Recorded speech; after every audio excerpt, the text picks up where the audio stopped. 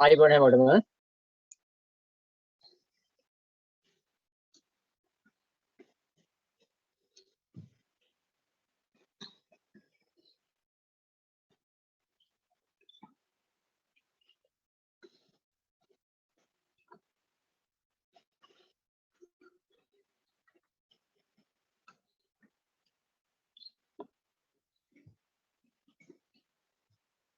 අපි අද 10 පාඩමක් කතා කරමුද 11 පාඩමක් කතා කරමුද කියන බලන්න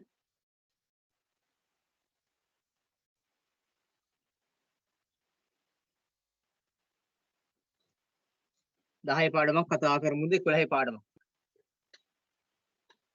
10 හොඳයි 10 හොඳයි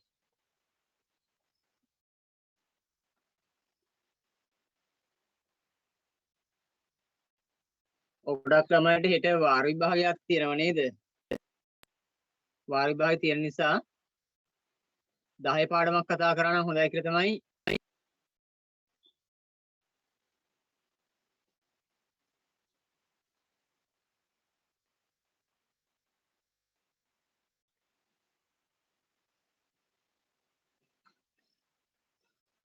අපේ දරුවෙක් කියන ඔක්කොම ටික පොඩ කරමුද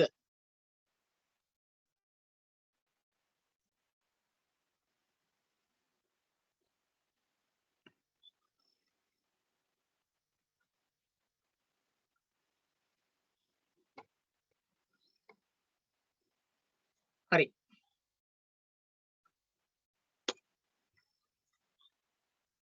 මම කරපු පාඩම් ටික මතකයි නේද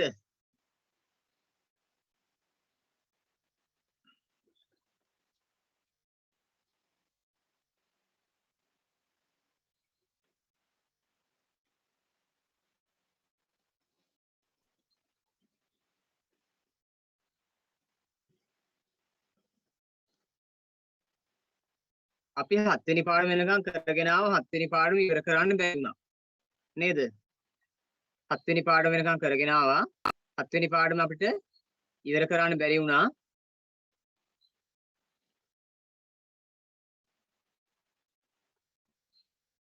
7 වෙනි පාඩමේ අපි ටිකයි කරේ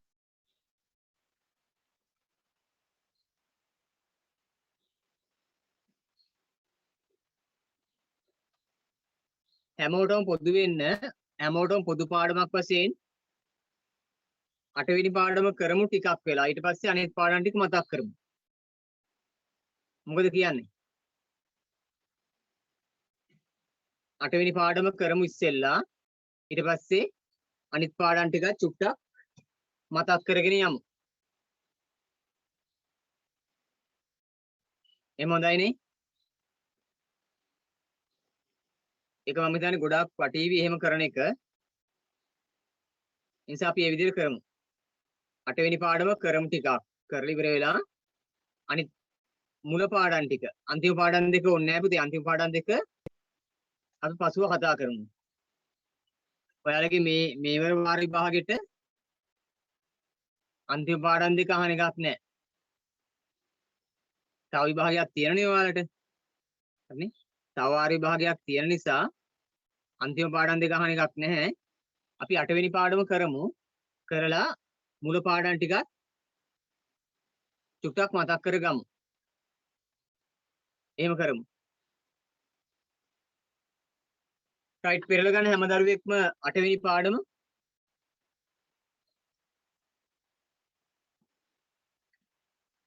දහයේ පොතේ 8 වෙනි පාඩම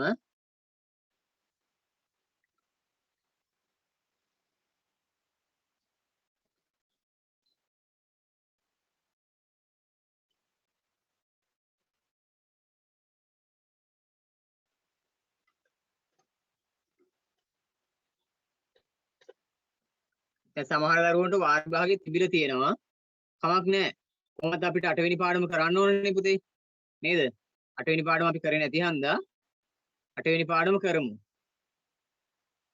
කරලා මුල පාඩම් ටිකක් චුට්ටක් මතක් කරමු ඊට හැමෝම පෙරලා ගන්න 8 වෙනි පාඩම මහනුවර රාජධානිය 8 වෙනි පාඩම මහනුවර රාජධානිය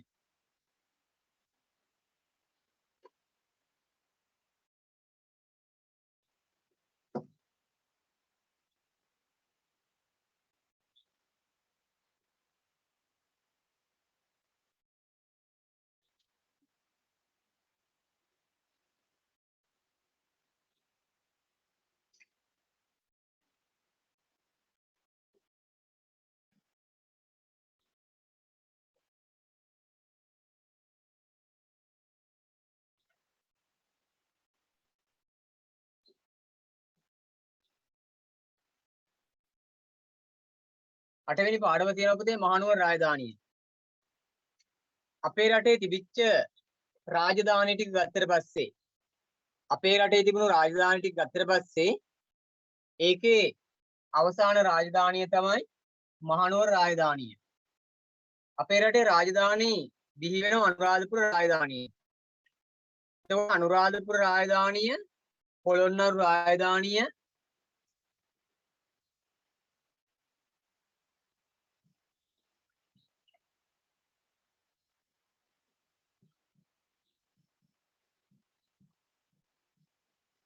මේ අනුරාධපුර රාජධානිය සහ පොළොන්නරු රාජධානිය කියන්නේ අපේ රාජධානි වල විශේෂ රාජධානි දෙකක්. අනුරාධපුරය සහ පොළොන්නරුව කියන්නේ අපේ විශේෂ රාජධානි දෙකක්. මේ අනුරාධපුරය සහ පොළොන්නරුව මේ පහුවෙල එන දරුවන්ට මම මේ මතක් කරන්නේ තාම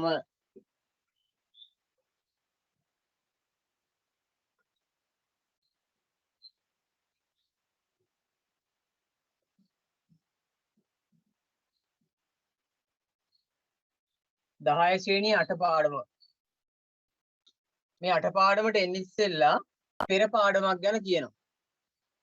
අනුරාධපුරය සහ පොළොන්නරුව කියන්නේ අපේ රාජධානි වල ආරම්භක රාජධානි දෙක. මේ ආරම්භක රාජධානි දෙකට අපි කියනවා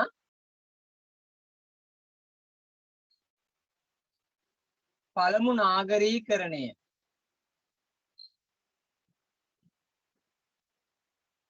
පළමු නාගරීකරණය. අනුරාධපුර රාජධානිය සහ පොළොන්නරු රාජධානිය කියනවා පළමු නාගරීකරණය. ඉතින් පස්සේ බිහි වෙනවා අපේ ඊළඟ රාජධානි ටික.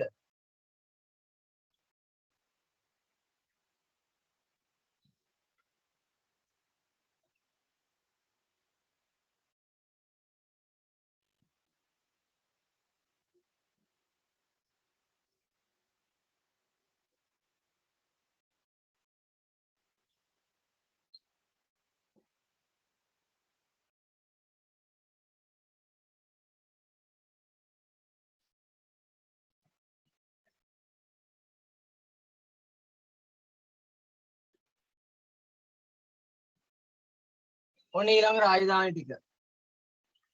දඹදෙණිය, යාපහුව, කුරුණෑගල, ගම්පොළ, කෝට්ටේ. මේ රාජධානි ටිකට අපි නමක් දානවා දෙවන නාගරීකරණය.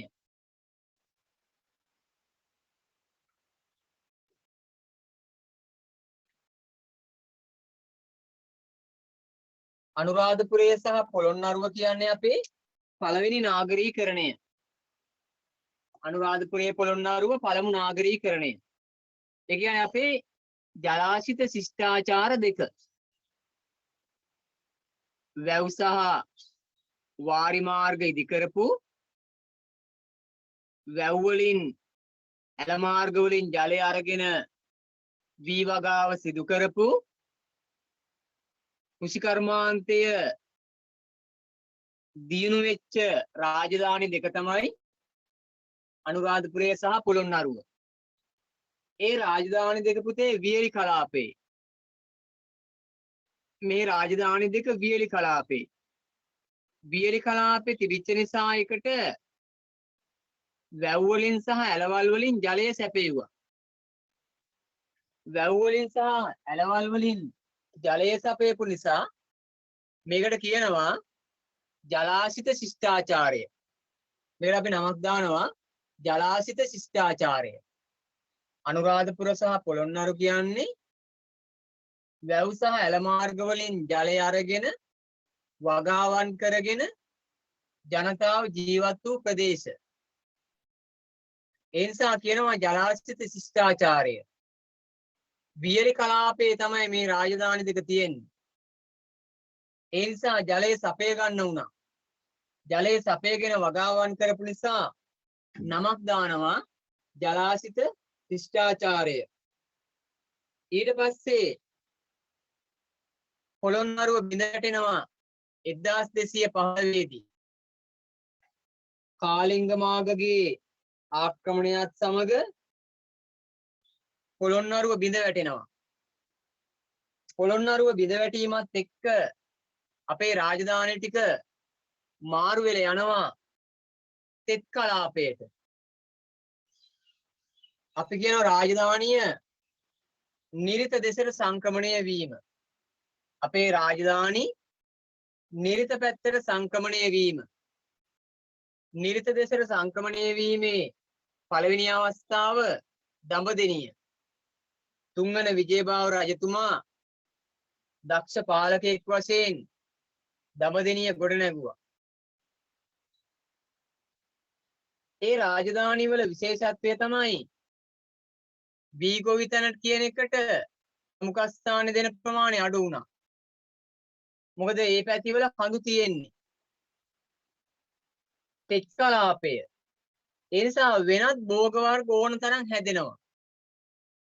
ඒ නිසා බීගොවිතැන තිබෙනවා. ගෙවතු භෝග වගාව හොඳටම තියෙනවා. ගෙවතු වගාව ඉතාමත් ජනප්‍රියව තියෙනවා. වෙනත් භෝග වගාවන්.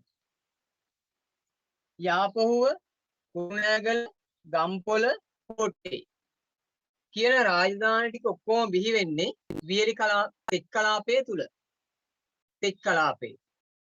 එතකොට මේ රාජධානි වල පාලන බලය රජවරුන් විසින් පවත්වාගෙන යන අතරේ කෝට්ටේ රාජධානියෙන් පසුව අපේ බිහි වෙනවා ඊළඟ රාජධානිය මහනුවර රාජධානිය. අපේ රටේ බිහි වෙච්ච අවසාන රාජධානිය.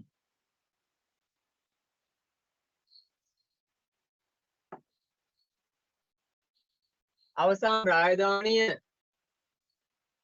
මහනුවර රාජධානිය. එතකොට මහනුවර රාජධානිය කියන්නේ රට මැද තිබිච්ච රාජධානියක්.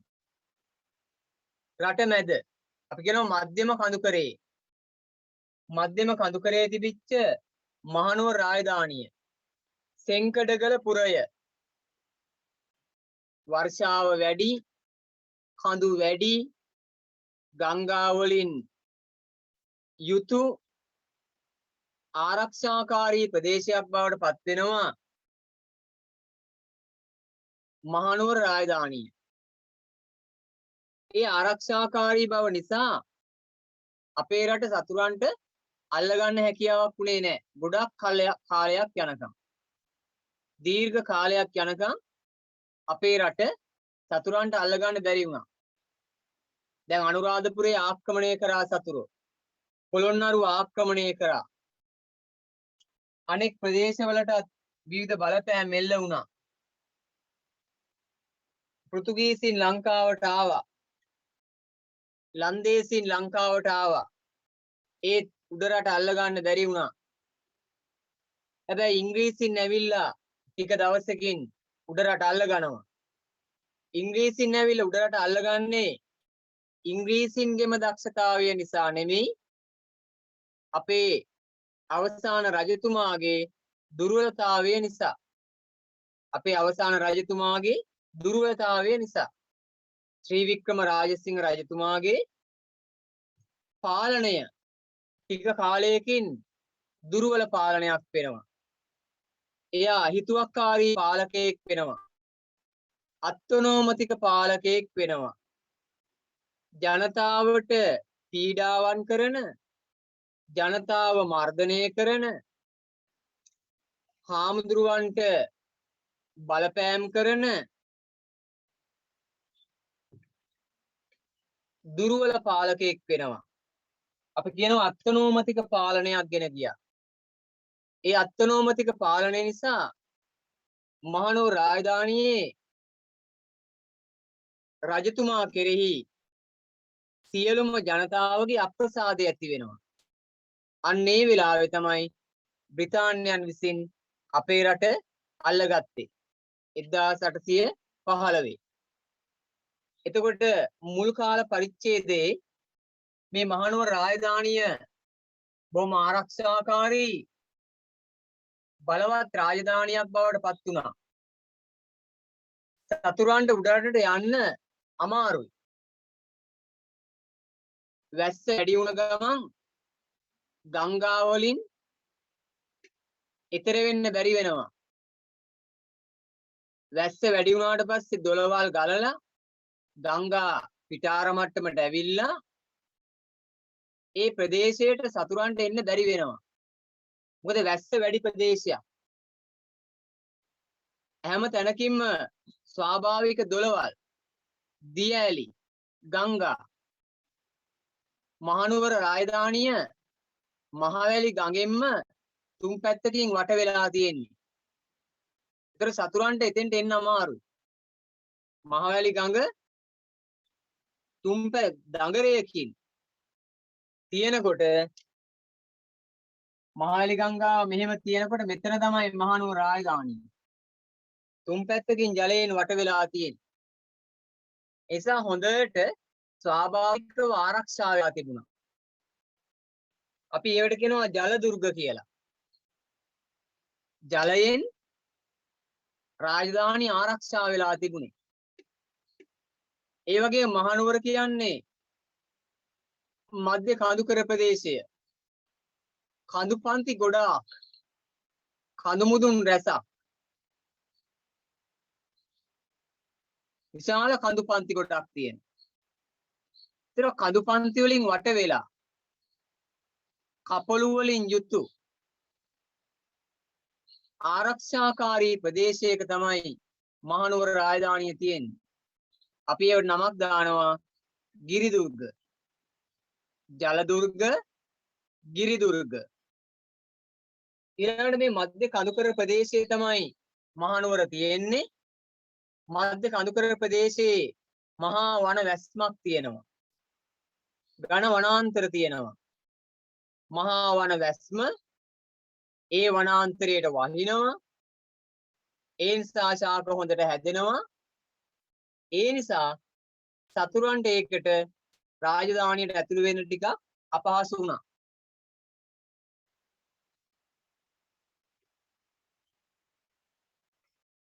ඒ නිසා ඒවට අපි නමක් දානවා වන දුර්ග කියලා. එතකොට ජල දුර්ග, වන දුර්ග, ගිරි දුර්ග. මෙන්න මේවයින් මේ මහනුවර රාජධානිය ආරක්ෂා වෙලා තිබුණා. ගිරි දුර්ග වලින්, ජල දුර්ග වලින්, වන දුර්ග වලින් ආරක්ෂා වෙලා තිබුණා. ජීවත් වෙන්න හොඳ දේශගුණයක් තියෙනවා. සතුරන්ට එතෙන්ට එන්නට දුෂ්කරයි. ඒ නිසා රාජධානිය ගොඩාක් කාලයක් යනකම් ස්වාධීන රාජධානියක් වශයෙන් කාටවත් අල්ලගන්න බැරි වෙච්ච ස්වාධීන රාජධානියක් වශයෙන් පැවතගෙන ආවා. රාජධානියට පිවිසෙන්න තියෙන්නේ මහා කඳු අතරින් රිංගගෙන. කඳු අතරින් රිංගගෙන යන්න තියෙන පාරවල් වලට අපි කියනවා දුර්ග කියලා. දුර්ග මාර්ග තමයි තිබුණේ. හැමතැනින්ම යන්න බෑ. කඳු අතරින් තියෙන මාර්ග වලින් යන්න තිබුණේ. ඒවයින් සතුරන්ට යන්න බෑ. රජුගේ පිරිස් ආරක්ෂාවට ඒවා ඉන්නවා. ඒ නිසා සතුරන්ට එම මාර්ග වලින් යන්න අපහසු වුණා.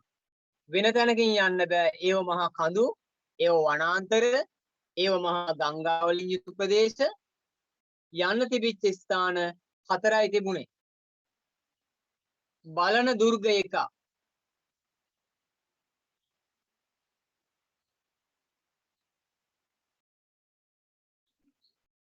බලන දුර්ගය, මාතලේ දුර්ගය, බලන කපොල්ල කියලා අපි කියලා තියෙනවනේ, අහලා තියෙනවනේ. ඊට පස්සේ බලකඩුව, එහෙම නැත්නම් මාතලේ දුර්ගය කියලා අහලා තියෙනවනේ. ගලගෙදර කපොල්ල කියලා අහලා තියෙනවනේ, කුරුණෑගල පැත්තෙන් නේ. ගලගෙදර දුර්ගය. ඊට පස්සේ රම්බොඩ කපොල්ල. බදුල්ලේ ඉඳලා මහනුවරට යනකොට රම්බොඩ කපොල්ල. රම්බොඩ උමග කියලා දැන් අහලා තියෙනනේ අපි නේ. රම්බොඩ උමග. ගල්ගෙඩිය අස්සෙන් පාර හදලා තියෙන්නේ. රම්බොඩ ඇල්ල, රම්බොඩ උමග නේ. එතනින් එක පාරක් තිබුණා. බදුල්ලේ සිට රම්බොඩ උමග. කුරුණෑගල පැත්තෙන් ගලගෙදර කපොල්ල කොළඹ ඉඳලා යනකොට බලන කපොල්ල එමෙතන බලන දුර්ගය ත්‍රිකුණාමලයේ පැත්තෙන් එහෙම නැත්නම් මාතලේ පැත්තෙන් එනකොට මාතලේ දුර්ගය කියලා ඒ දුර්ග පහු කරගෙන තමයි මහනුවරට ඇතුළු වෙන්න ඕන. දුර්ග පහු කරගෙන මහනුවරට ඇතුළු වෙන්න බෑ. රජුගේ හමුදා පිරිස ඉන්නවා ඒ තැන්වල.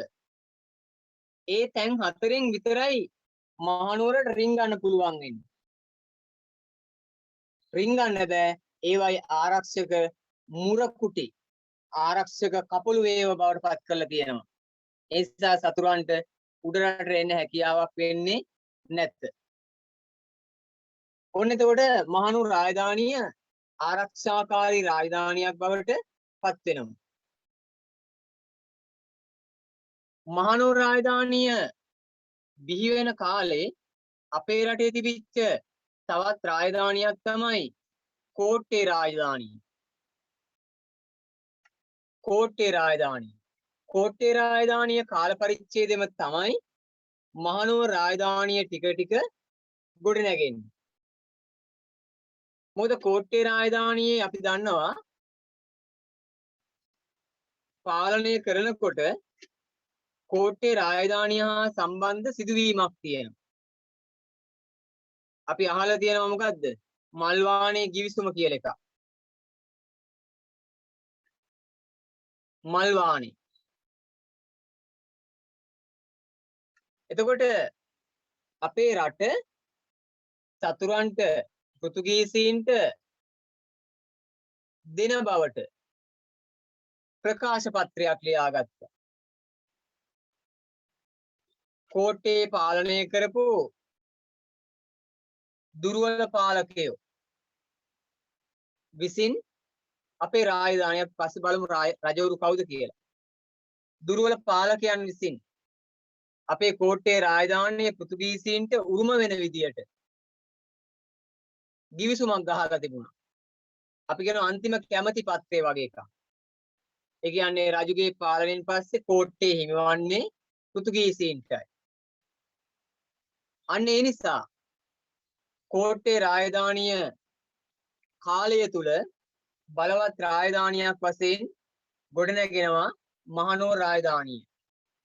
ඔයාලා 9 පන්ති ඉගෙන ගත්තා පෘතුගීසීන් ලංකාවට පැමිණීම 8 පන්තියේදී ටිකක් තිබුණා. පෘතුගීසි 8 පන්තිය හොඳටම තියෙන එක. පෘතුගීසීන් ලංකාවට එනකොට ලංකාවේ රාජධානි 3ක් තිබුණා. නේද? පෘතුගීසීන් ලංකාවට එනකොට ලංකාවේ රාජධානි 3ක් තිබුණා. කෝට්ටේ, යාපනය, උඩරට. කෝට්ටේ, යාපනය, උඩරට. මේ 1505 දී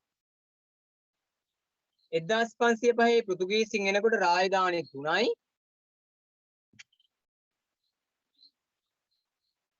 එක්දාස් 1505 වෙනකොට අපේ රටේ රාජධානි 3යි. කෝට්ටේ, උඩරට, යාපනය. කෝට්ටේ රාජධානියේ එතකොට පාලකයේ හිටියේ 8 වන වීර පරාක්‍රමබාහු. කෝට්ටේ රාජධානියේ පාලකයා හිටියා 8 වන වීර පරාක්‍රමබාහු. ඒ වෙනකොට උඩරට පාලකයා වශයෙන් ඉන්නවා සේනා සම්මත වික්‍රමබාහු. ඒ කියන්නේ මහනුවර රාජධානිය. මහනුවර රාජධානියේ පළවෙනි පාලකයා තමයි සේනා සම්මත වික්‍රමබාහු. අහලා තියෙනවනේ. මහනුවර රාජධානියේ පළවෙනි පාලකයා සේනා සම්මත වික්‍රමබාහු. මෙන්න මේ සේනා සම්මත වික්‍රමබාහු රජතුමා මහනුවර රාජධානිය ආරක්ෂිතව පවත්වාගෙන ගියා. කෝට්ටේ රාජධානියේ පොඩි අවුල් සහගත තැන් ආවා. අපිට මතකයි නේද?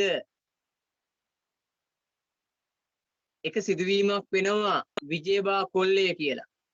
අහලා තියෙනවනේ විජේබා කොල්ලය. ඒතර ඒ වෙලාවෙත් කෝට්ටේ රාජධානිය පොඩි දෙදරීමකට ලක් වෙනවා. අන්නේ වෙලාවේ ආරක්ෂාකාරී රාජධානියක් වශයෙන් ගොඩනගාගෙන ඉන්නවා මහනුවර රාජධානිය සේනා සම්මත වික්‍රමබාහු රජතුමා විසින්. සේනා සම්මත වික්‍රමබාහු රජතුමාගෙන් මහනුවර රාජධානිය ආරම්භ වෙලා ටික දවසක් පාලනය කරනකොට ඒ පාලනය හිමි වෙනවා එයාගේ පුතාට. එයා තමයි ජයවීර වික්‍රමබාහු. එයාගේ පුතා ජයවීර. එතෙන් ජයවීර වික්‍රමබාහු. එහෙම ටික ටික පාලනය පවත්වාගෙන යනකොට කෝට්ටේ රාජධානිය කැඩිලා ගිහිල්ලා සීතාවක කියලා රාජධානිය බිහි වෙච්ච බව අපි දැනගත්තා. අපි දන්නවා පුතේ සීතාවක දක්ෂ බලවත් පාලකයෙක් හිටියා. ආක්‍රමණශීලී ප්‍රබල පාලකයෙක් හිටියා. හොඳටත් හිටියා නරකටත් හිටියා. කෝට්ටේ ඉඳපු සීතාවක ඉඳපු දක්ෂ පාලකයෙක් තමයි පළවන රාජසිංහ.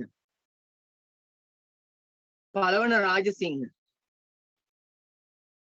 එයාට අවශ්‍ය වුණා තමන්ගේ සීතාවක රාජධානිය බලවත් කරගන්න. සීතාවක රාජධානියට ප්‍රදේශ අල්ල ගන්න ඕන වුණා. ඒ වෙලාවේ මෙයා කල්පනා කරා උඩරටත් සීතාවකට ඈඳාගත්තොත් හොඳයි. සීතාවක රාජසිංහ කල්පනා කරනවා උඩරට ප්‍රදේශයත් සීතාවක රාජධානියට ඈඳා ගන්න ඕන, අල්ල ගන්න ඕන කියලා හිතාගෙන බලවත් වෙලා එයා යනවා උඩරට ප්‍රදේශය අල්ලගන්න. එතකොට උඩරට ප්‍රදේශයේ පාලකයා වශයෙන් ඉන්නේ පළවෙනියා සේනා සම්මත වික්‍රමබාහු, එයාගෙන් පස්සේ ජයවීර වික්‍රමබාහු, එයාගෙන් පස්සේ ඉන්නවා කොනප්පු බණ්ඩාර. අහලා තියෙනවනේ කොනප්පු බණ්ඩාර, කරලියද්දේ බණ්ඩාර. කොනප්පු නෙවෙයි, කරලියද්දේ බණ්ඩාර. අහලා තියෙනවා. කරලියද්දේ බණ්ඩාර උඩරට ප්‍රදේශයේ පාලනය කරනවා. අන්නේ වෙලාවේ සීතාවක රාජසිංහ රජතුමා යනවා උඩරට ප්‍රදේශයට. උඩරට ප්‍රදේශයට යන්නේ ඒ ප්‍රදේශය අල්ලගන්න. සීතාවක රාජසිංහ රජතුමා උඩරටට යනකොට උඩරට ඉන්නවා කරලියද්දේ බණ්ඩාර. හැබැයි සීතාවක රාජසිංහ රජතුමා උඩරටට යන්නේ තනියෙන් නෙමෙයි. තව කෙනෙකුගේ මඟ පෙන්වීම යටතේ. තව කෙනෙකුගේ මඟ පෙන්වීම යටතේ යනවා. එයා තමයි වීරසුන්දර බණ්ඩාර. මේ නම් මතක තියාගන්න බැරි වෙයිනේ. වීරසුන්දර බණ්ඩාර. එයා තමයි මඟ පෙන්වන්නේ. එයා තමයි උඩරට ප්‍රදේශයට ගිහිල්ලා පාලනය උදුරගන්න සැලසුම් කරන්නේ. අවශ්‍යතාවය තියෙන්නේ පළවන රාජසිංහ රජතුමාට. ඒකට බලය දෙන්නේ වීරසුන්දර බණ්ඩාර. ගිහිල්ලා උඩරට ප්‍රදේශය අල්ලගත්තා. බලෙන් අල්ලගත්තා. කරලියද්දේ බණ්ඩාරට පහර දීලා එයා එලවලා බලෙන් අල්ලගත්තා. කරලියද්දේ බණ්ඩාර රැකවරණය පතා පහතරට ප්‍රදේශයට එනවා. රැකවරණය පතා පහතරට ප්‍රදේශයට එනවා. කරලියද්දේ බණ්ඩාර දුවල ඇවිල්ලා නවතින්නේ කාගේ ගාවද? කරලියද්දේ බණ්ඩාර දුවල ඇවිල්ලා නවතිනවා කාගේ ගාවද? පෘතුගීසින්ගේ ගාව. කරලියද්දේ බණ්ඩාර රැකවරණය පතා එනවා පෘතුගීසින් ගාවට. ඇවිල්ලා කියනවා පළවන රාජසිංහ රජතුමා මට ගහලා මගේ උඩරට උදුරගත්තා. බලෙන් උදුරගත්තා. මම තමයි රාජ්‍ය උරුමය තියෙන කෙනා. උරුමයෙන් රාජ්‍ය උරුමය ලැබෙමින් එන්න ඕනේ. දැන් පළවන රාජසිංහ රජතුමා රාජ්‍ය උරුමය නෙමෙයි ගත්තේ. බලෙන් ගත්තේ රාජධානිය. රාජ්‍ය උරුමය තියෙන්නේ කරලියද්දේ බණ්ඩාර ගාව. කරලියද්දේ බණ්ඩාරට ගහලා එලෙව්වා. එයා ගිහින් රැකවරණය පතන්නේ පෘතුගීසින්ගෙන්. පෘතුගීසිනුත් මේ කරලියද්දේ බණ්ඩාර රඳව ගත්තා. පෘතුගීසින් කැමති. ඇයි? පෘතුගීසින් ඊළඟ ප්ලෑන් එක තමයි උඩරට අල්ලගන්න එක. උඩරට යන්න දන්නේ නැහැ පෘතුගීසින්. දැන් උඩරට පාලකයා පෘතුගීසින් ගාවට ආවට පස්සේ පෘතුගීසින් කොහොම ශක්තිය පෘතුගීසින්ගේ අරමුණයි උඩරට අල්ලගන්නේ. කරලියද්දේ බණ්ඩාර දුවල ගිහිල්ලා පෘතුගීසින්ගේ රැකවරණය පතනවා. ඒක පස්සෙන් කරලියද්දේ බණ්ඩාරගේ පස්සෙන් දුවනවා එයාගේ දුව. එයාගේ දුව තමයි කවුද? කුසුමාසන දේවිය. කරලියද්දේ බණ්ඩාරගේ පස දුවනවා කුසුමාසන දේවිය. එයත් ගිහින් නවතින්නේ පෘතුගීසින්ගේ ගාව. කුසුමාසන දේවියගේ මහත්තය වෙන්න ඉන්නේ යමසිංහ බණ්ඩාර. කුසුමාසන දේවියගේ මහත්තය වෙන්න ඉන්නේ යමසිංහ බණ්ඩාර. එයත් දුවල යනවා ගිහින් රැකවරණය පතනවා පෘතුගීසින්ගේ. තුන් දෙනෙක් දැන් පෘතුගීසින් ගාව ඉන්නේ. කරලියද්දේ බණ්ඩාර ඉන්නවා, කුසුමාසන දේවිය ඉන්නවා, යමසිංහ බණ්ඩාර ඉන්නවා. උඩරට ප්‍රදේශය අල්ලගත්තා පළවන රාජසිංහ රජතුමා. ඒකට උදව් කරා වීරසුන්දර බණ්ඩාර. ටික දවසක් යනකොට රජතුමාට පොඩි බයක් ඇති වෙනවා. මොකද්ද බය? වීරසුන්දර බණ්ඩාර තමයි මට උඩරට අල්ලගන්න උදව් කළේ. වීරසුන්දර බණ්ඩාර ගාව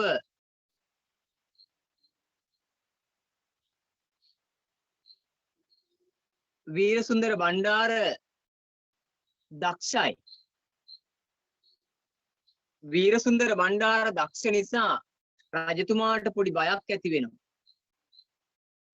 රජතුමා කල්පනා කරනවා මේ වීරසුන්දර බණ්ඩාර කොයි වෙලාවක හරි මට ගහලා මගේ පාලනයත් උදුරගනින්න දන්නේ. ඒ නිසා වීරසුන්දර බණ්ඩාර මරා දමන්න ඕන.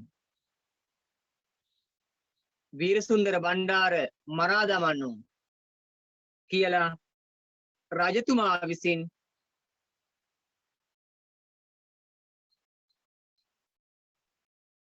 වීරසුන්දර බණ්ඩාර මරා දමන්න ඕන කියලා රජතුමා විසින් වීරසුන්දර බණ්ඩාරව බොරු වලක දාලා මැරුවා. වීරසුන්දර බණ්ඩාර බොරු වලක දාලා මරනවා. රජතුමාට බය ඇති වුණා වීරසුන්දර බණ්ඩාරගේ බලය වැඩි නිසා. ඒ කියන්නේ යාට ලොකු සටන් ශක්තියක් තියෙනවා. ඒ බය නිසා තමයි රජතුමා විසින් එයාව මැරුවේ. ඊට පස්සේ වීරසුන්දර බණ්ඩාර මැරිලා ඉන්නවා බොරු වලක දාලා. ඒ කියන්නේ වලක් කාරලා වලක් නැති වගේ තියෙන් දීලා එතනින් අරන් ගිහිල්ලා ඒකට දාලා මැරුවා. වීරසුන්දර බණ්ඩාර මැරුව කියලා වීරසුන්දර බණ්ඩාරගේ ගෙදරට ආරංචි වෙනවා. වීරසුන්දර බණ්ඩාර මරලා තියෙන්නේ රජු විසින්. රජතුමා විසින් වීරසුන්දර බණ්ඩාර මරා දමා ඇත. ආරංචිය ලැබෙනවා ගෙදරට. වීරසුන්දර බණ්ඩාර ගේ පුතා බය වෙනවා. වීරසුන්දර බණ්ඩාරගේ පුතා බය වෙලා දුවනවා රැකවරණය පතා පෘතුගීසින් ගාවට. වීරසුන්දර බණ්ඩාරගේ පුතා කොණප්පු බණ්ඩාර බය වුණා. තාත්තා මැරුවා වගේ මාත් මරාවිද දන්නේ. රැකවරණේ පතා දුවනවා පෘතුගීසින් ළඟට. දැන් පෘතුගීසින් ගාව ඉන්නවා 4 දෙනෙක්. කරලියද්දේ බණ්ඩාර, එයාගේ දියණිය කුසුමාසන දේවිය, කුසුමාසන දේවියගේ මහත්තයා යමසිංහ බණ්ඩාර, දැන් ගියා කොණප්පු බණ්ඩාර. 4 දෙනෙක් ඉන්නවා. පෘතුගීසින් කල්පනා කරා මේ අය අපේ ගාව තියාගන්න නම් අපේ ආගමට සම්බන්ධ කරගන්න ඕන. කතෝලික ආගම සඳහා ඒ අය සම්බන්ධ කරගන්න ඕන කියලා කතෝලික ආගමට සම්බන්ධ කර ගැනීමට අපි කියනවා බෞතිස්ම කරනවා. එහෙම බෞතිස්ම කරන්න සැලසුම් කරනකොට ඒ අතරේ කරලියද්දේ බණ්ඩාර මිය යනවා. කරලියද්දේ බණ්ඩාර ටික දවසකින් පෘතුගීසින්ගේ රැකවරණේ ඉන්නකොටම මිය ගියා. මොනවා හරි හිතේ දුකක් ඇති වෙලා හරි මොනවා හරි හේතුවක් නිසා මිය ගියා. ඒ නිසා එයාට බෞතිස්ම වෙන්න බැරි වුණා. එයා බෞතිස්ම වෙන්නේ නැහැ. එයා ඊට ඉස්සෙල්ලා මිය යනවනේ. මෙන්න බෞතිස්ම කරන අනිත් කට්ටිය. ඒ කියන්නේ කතෝලික ආගමට සම්බන්ධ කරගන්නවා. කුසුමාසන දේවිය බෞතිස්ම කරා. ඊට පස්සේ කුසුමාසන දේවිය හඳුන්වනවා දෝන කතිරිනා කියලා. කුසුමාසන දේවියට කියනවා දෝන කතිරිනා. යමසිංහ බණ්ඩාර බෞතිස්ම කරා. දොන් ජුවාන් වුණා. කොණප්පු බණ්ඩාර බෞතිස්ම වුණා. දොන් පිලිප් වුණා. මේ විදියට දොන් ජුවාන්, දොන් පිලිප්, දෝන කතිරිනා දැන් ඉන්නේ පෘතුගීසින් ගාව. පෘතුගීසීන් මේ අය හොඳට රැකබලා ගනිමින් මේ අය හරහා උඩරට අල්ලා ගැනීමේ සැලසුමක් දානවා. උඩරට දැන් ඉන්නේ බලෙන් ඉන්නේ කවුද? පළවන රාජසිංහ රජතුමා. උඩරට බලෙන් ඉන්නවා පළවන රාජසිංහ රජතුමා. පළවන රාජසිංහ රජතුමාට රාජ්‍ය උරුමය නැහැ. උරුමය නම් දෙන්න ඕනනේ. දෙන්නේ කොහොමද? ගහලා එලෙව්වනේ.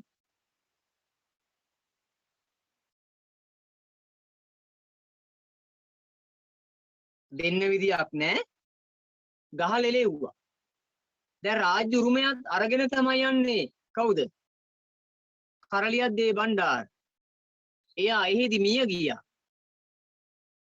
මිය ගියාට මැරුවහම නෙමෙයි. මිය ගියාම උරුමය ලැබෙනවා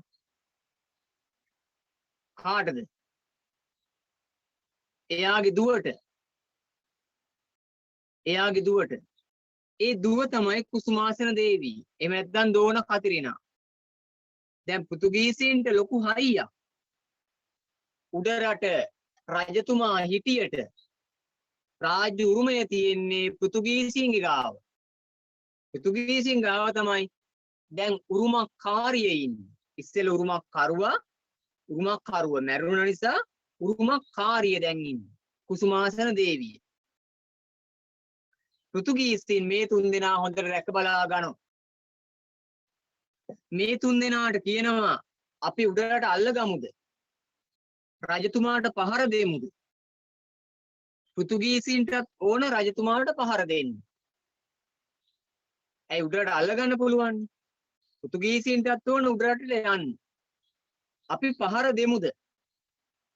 කුසුමාසන දේවිය කියනවා පහර නම් දෙන්න ඕන.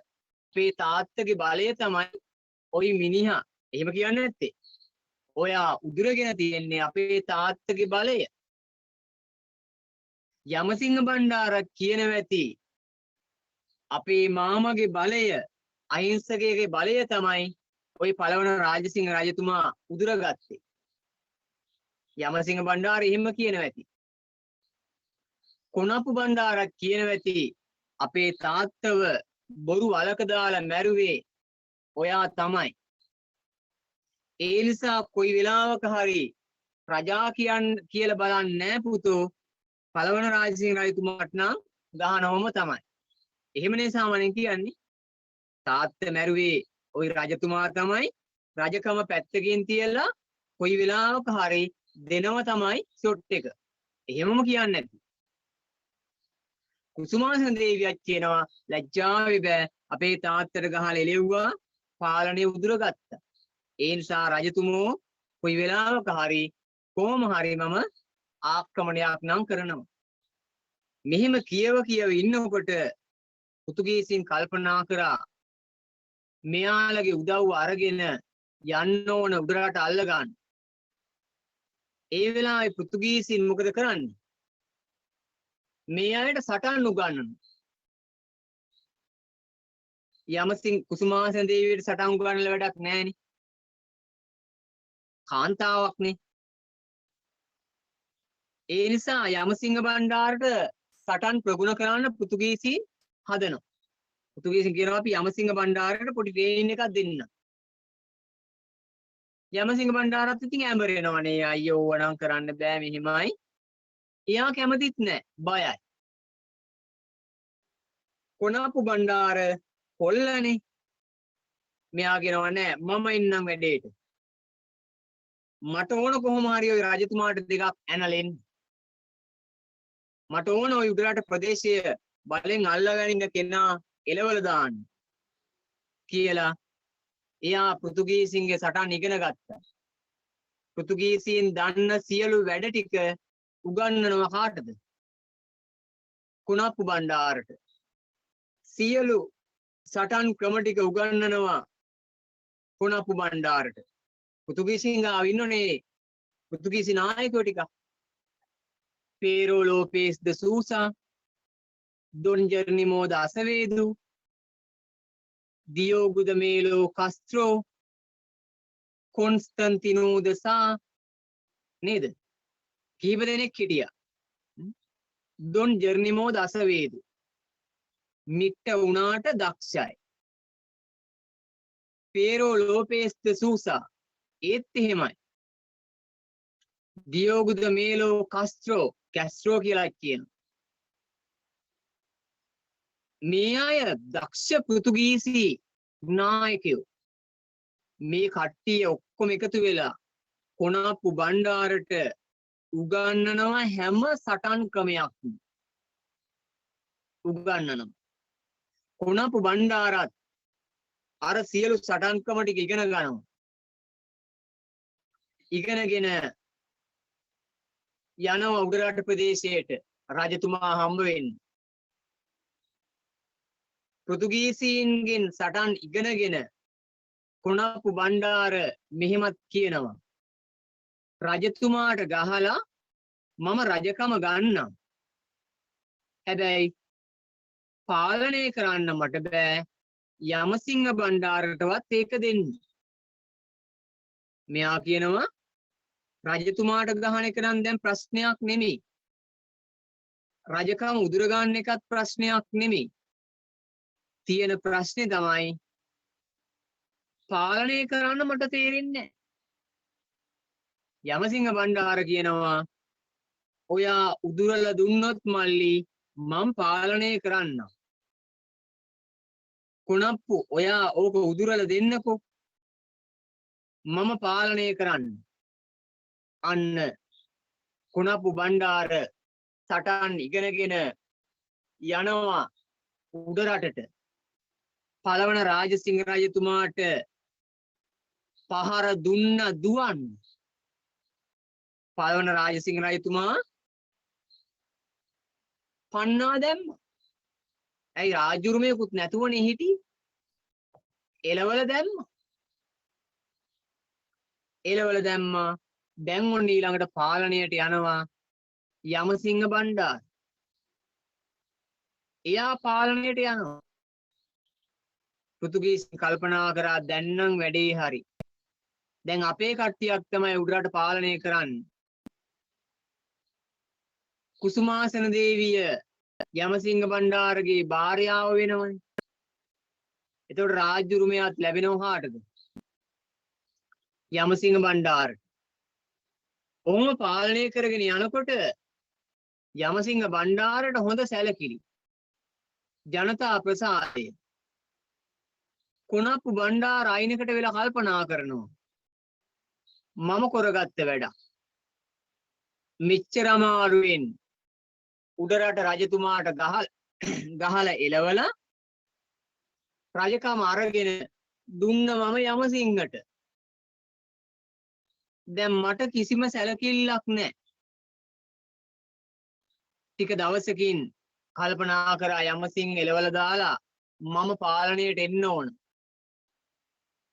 යමසිංහ බණ්ඩාර එලවලා දාලා පාලන බලය ලබා ගන්නවා කවුද? කොනප්පු බණ්ඩාර. එලවලා දාලා සමහර පොත්වල සඳහන් වෙනවා පුතේ අකල් මරණයකින් මිය ගියා කියලා. කමක් නෑ කොහොම හරි යමසිංහ බණ්ඩාරගෙන් පසුව සමහර ඉතිහාස පොත්වල එක එක කතා වස්තුන් සඳහන් වෙනවා. යමසිංහ බණ්ඩාර හදිසියේ මිය ගියා කියන. සමහර තැන්වල සඳහන් වෙනවා යමසිංහ බණ්ඩාරගෙන් පාලනය උදුරගත්ත කියන. කොහොම හරි යමසිංහ බණ්ඩාරගෙන් පසුව පාලනය ලැබෙනවා කොනප්පු බණ්ඩාරට. යමසිංහ බණ්ඩාරගෙන් පසුව පාලනය ලැබෙනවා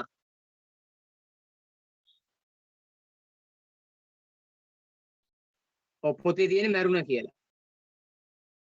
හදිසි මරණයකට ලක් වුණා කියලා තියෙනවා. ඒක තමයි මම කිව්වේ. හරිනේ? අපි එහෙම බලාගමු. ඒතර හරි. තව දුරටත් ඉගෙන ගන්නකොට ඔයයි අවස්ථාව වෙයි. කොහොම යමසිංහ බණ්ඩාරගෙන් පසුව පාලනයට එනවා කොනප්පු බණ්ඩාර. තාම නම කොනප්පු. කොනප්පු බණ්ඩාර. කොනප්පු බණ්ඩාර පාලනයට එනවා. එයාලා තාම පෘතුගීසින්ගේ බාරේ ඉන්නේ. පෘතුගීසින්ගේ බාරේ තමයි ඉන්නේ කුසුමාසන දේවියන්ටි කොනප්පු බණ්ඩාරයි ඔක්කොම. ටික දවසකින් කොනප්පු බණ්ඩාර කල්පනා කරනවා මේ උඩරට සිංහල රාජධානියක්. අපේ රට ස්වාධීන රාජධානියක් කරගන්න ඕන. පෘතුගීසීන් අපේ රටට ආපු කට්ටියක්. පෘතුගීසීන් අපේ රටේ ඉන්න එක අපිට ප්‍රශ්නයක්. දැන් මෙන්න කොනප්පු බණ්ඩාරට එක එක දේවල් හිතෙනවා. කොනප්පු බණ්ඩාරට හිතෙනවා පෘතුගීසීන් ඉන්න එක ප්‍රශ්නයක් වෙනවා. පෘතුගීසීන් අපිට උදව් කළා තමයි. ඒත් මේ අය බටහිර ජාතීන්. මේ අය අපිට අයිති කට්ටිය නෙමෙයි. කමක් නැහැ. කොහොමත් එකයි කියලා මොකද කරේ? මෙයා උඩරට රජතුමා වශයෙන් ඉන්නකොට කොනප්පු බණ්ඩාර උඩරට රජතුමා වශයෙන් ඉන්නකොට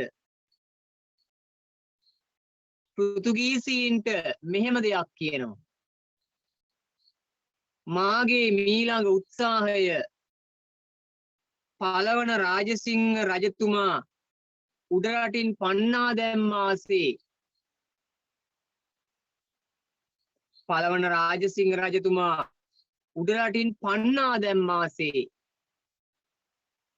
මගේ අරමුණ තමයි උත්සාහය තමයි පෘතුගීසින් ලංකාවෙන් පන්නා දැමීම. පෘතුගීසින් ලංකාවෙන් පන්නා දැමීම මාගේ අරමුණයි. පෘතුගීසින් අහනවා කොනප්පු පෘතුගීසීන් කියන්නේ අපිනේ, අපි ගැනද කියන්නේ? ඔව් අනේ තරහ වෙන්න එපා. ඔහෙලා මට උදව් කරා තමයි. මට රැකවරණය දුන්න තමයි. යුද ශිල්ප ටික නම් ආයි හොඳටම දුන්න තමයි. ඒ ඔහෙලා දන්න සටන්කම ටික ඔක්කොම මට දුන්න තමයි. ඒ අනේ මේක අපේ රටනේ. ඔහෙලා බටහිර ජාති ඉන්නේ. ඒ නිසා කරුණා කරලා වදයක් නොවි යනවද ගහලා එලවන්න. මෙන්න කොනපු බණ්ඩාර මෙහිම වදයක් නොවි ගමෙන් කියනවනම් ඇණයක් නොවි යනවද ඔහෙලගේම සටන්කම ටිකෙන් වැඩේ කරගන්නවද? පෘතුගීසින්ට තද වුණා. පෘතුගීසින් කල්පනා කරනවා මෙන්න මේ මිනිස්සය කරන වැඩි. රැකවරණය ලබාගෙන අපෙන් සටන් ඉගෙනගෙන මේ මිනිහා උඩරටට ගිහිල්ලා දැන් අපිට සද්ද දානවා. ආයි පෘතුගීසින් අහනවා අවසන් තීරණය ඕකද? තරහ වෙන්න නම් එපා.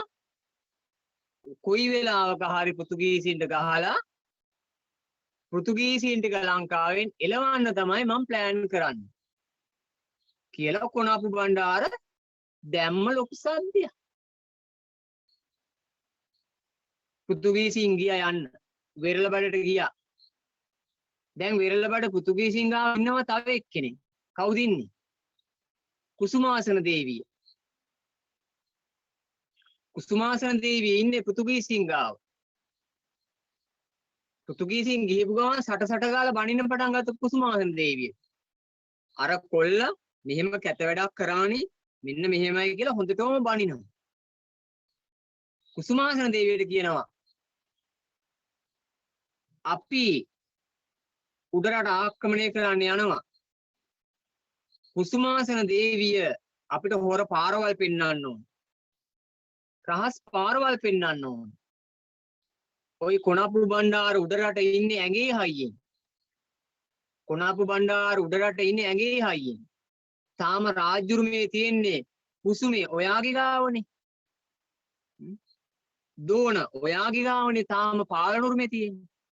ඒ නිසා උඩරට අනිවාර්යෙන් ආක්‍රමණය කරනවා අපේ පෘතුගීසින් ගිහිල්ලා කියලා සේනාවක් සංවිධානය කරනවා පෘතුගීසීන්. ඒ සේනාවේ නායකයා වෙනවා පේරෝ ලෝපෙස් ද සූසා. පේරෝ ලෝපෙස් ද සූසා නායකත්වය අරගෙන පෘතුගීසි ආක්‍රමණයක කණ්ඩායමක් යනවා උඩරටට. කාට ගහන්නද? අපෙන් ඉගෙන ගත්ත කෙනෙක් අපිට සද්ද දාගෙන උඩරට ඉන්නවා කොනප්පු. පහර දෙන්න යනවා. කුසුමාස දේවියට කියනවා රහස් පාරකින් අපිට උඩරටට යන්න පාර පෙන්වන්න ඕන. හොර පාරකින් පෙන්වන්න ඕන රජවාසලට යන්න. කුසුමාස දේවියත් හා කියාගෙන එක්කගෙන යනවා. දැන් කොනප්පු බණ්ඩාර උඩරට පාලනය කරනවා. කොනප්පු බණ්ඩාර බය නැහැ. ඇයි? පෘතුගීසි නායකයෝ ඔක්කොම ටික කොනප්පුට ඉගෙනුවානේ. දැන් මේ වෙලාව වෙන්නේ එක පෘතුගීසි නායකයයි. පේරෝ ලෝපෙස්ද සූස විතරයි ඉන්නේ. අනිත් පෘතුගීසි නායකයෝ ටික එන්නේ එක්කෙනයි එන්නේ එක වෙලාවට. කොනප්පු බණ්ඩාර බය නැතුව ඉන්නවා. ඇයි? ඔක්කොම පෘතුගීසින්ගේ සටන්කම ටික දන්නවා. රහස් ක්‍රම ටික දන්නවා. ඒ විතරක් නෙමෙයි කොනප්පුගේ තාත්තා දක්ෂයිනේ වීරසුන්දර බණ්ඩාර. බය නැතුව හිටියා. ආවා රජවාසල වට කරගෙනම. එනකොටම දැනගත්තා මේ එන්නේ කාගේ හරි ඔත්තුවක් මත. නැත්තම් මේ පාර දන්නේ නැහැ. කමන්නේ. කවුරු හරි කියන්නේ නැති රජවාසලට මේක තමයි හොර පාර. කොනප්පු බණ්ඩාර විසින් පෘතුගීසි නායකයාත් එක්ක සටනක් ඇති කරගත්තා. ඒ සටන තමයි දන්තුරේ සටන. 1594 දන්තුරේ කියන ස්ථානයේදී සටනක් ඇති කරගත්තා. කොනප්පු බණ්ඩාර දුන්න පාර පේරෝ ලෝපේස්ද සූසාට. සූසාට පහර දීලා එයා මරා දැමීමත් එක්ක පෘතුගීසි සතුරෝ ටික දුවන්න පටන් ගත්තා. නායකයාට පහර දුන්න ගමන් අනිත් අය ඉන්නේ නැහැ. කොහොම දුවනවා. ගිහින් නැවතුනේ වෙරළබඩ. පහර දීලා ඉවර වෙලා කොනප්පු බණ්ඩාර කල්පනා කරනවා කවුද මේ පාර පෙන්නලා තියෙන්නේ? මේ හොර පාර කවුරු හරි පෙන්නපු එක. වටපිට බලනකොට මෙන්න ඉන්නවා කුසුමාසන දේවිය. කුසුමාසන දේවිය තමයි මේ පාර පෙන්නලා තියෙන්නේ.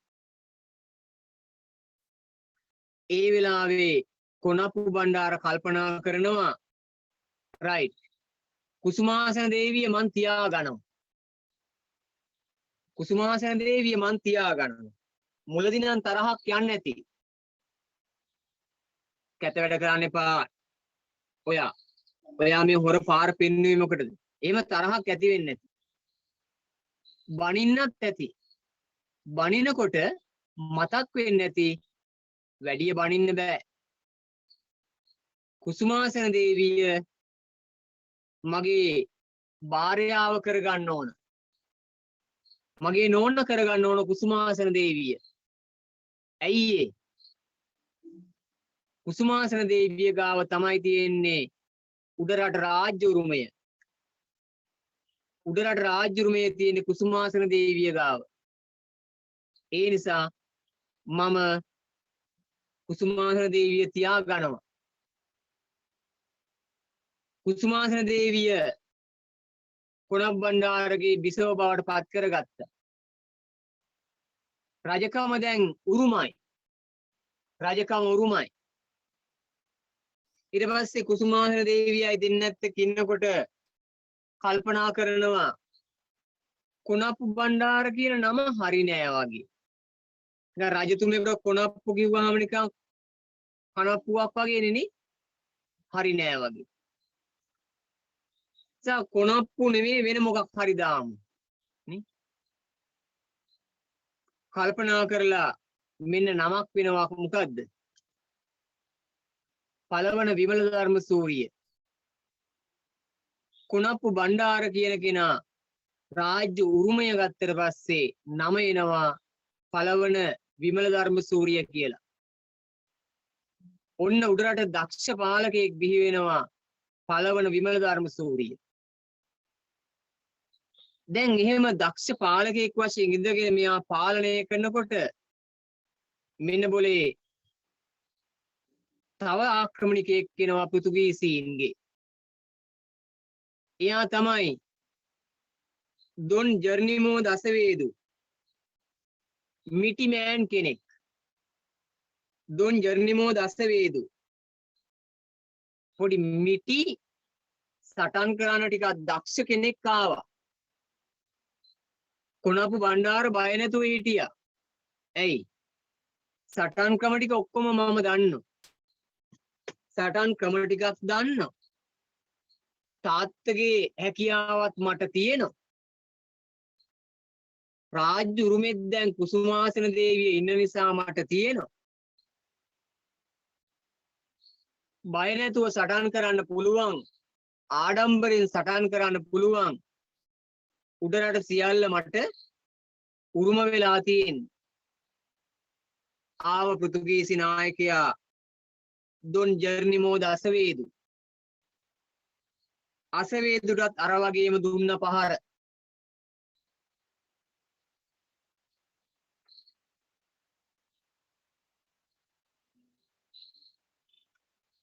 පහර දුන්නා.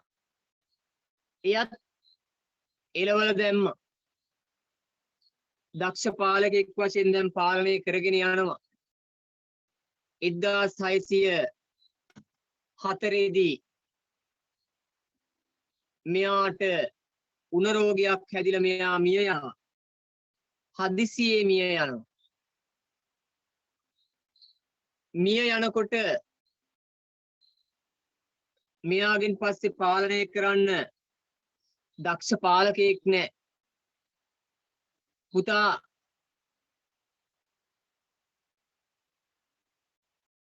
පියාගෙන් පස්සේ පුතාට පාලනය එන්නේ. ඒත් තාම පුතා පොඩි. පුතා බබා. රජවාසලේ බබා පාලනය පෙන්වන්න බෑ.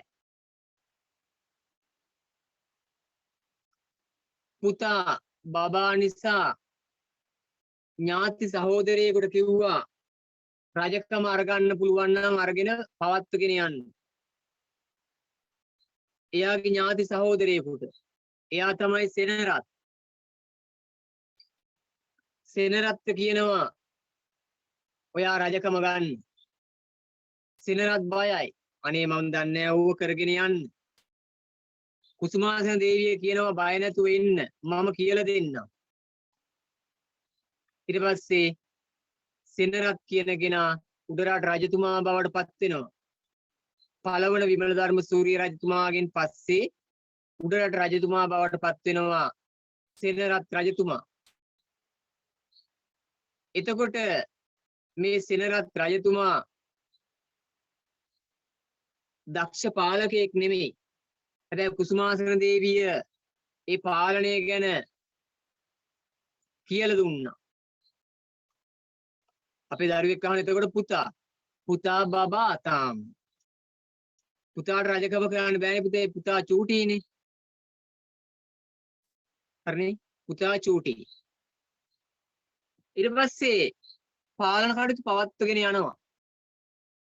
ටික දවසකින් කුසුමාසන දේවිය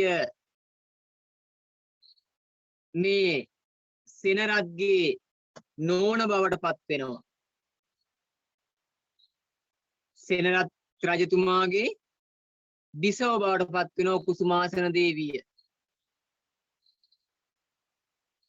එතකොට සෙනරත් රජතුමා කියන්නේ දරුවෝ දෙන්නෙක්ගේ පියෙක්. එතකොට දරුවෝ දෙන්නෙක්ගේ තාත්තා තමයි රජකමට ආවේ.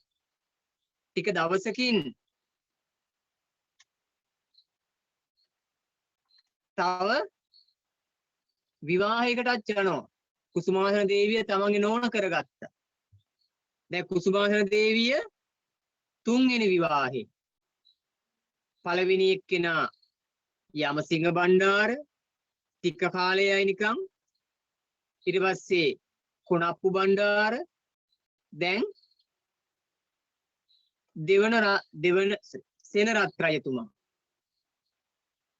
ඔහොම ඉන්නකොට පාලනය ටික ගොඩ නැගෙනවා. සෙනරත් රජතුමාටයි කුසුමාසන දේවියටයි දාව බබෙක් හම්බ වෙනවා.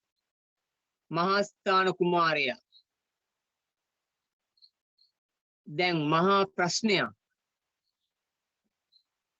සෙනරත්ගෙන් පසුව පාලනය දෙන්නේ කාටද?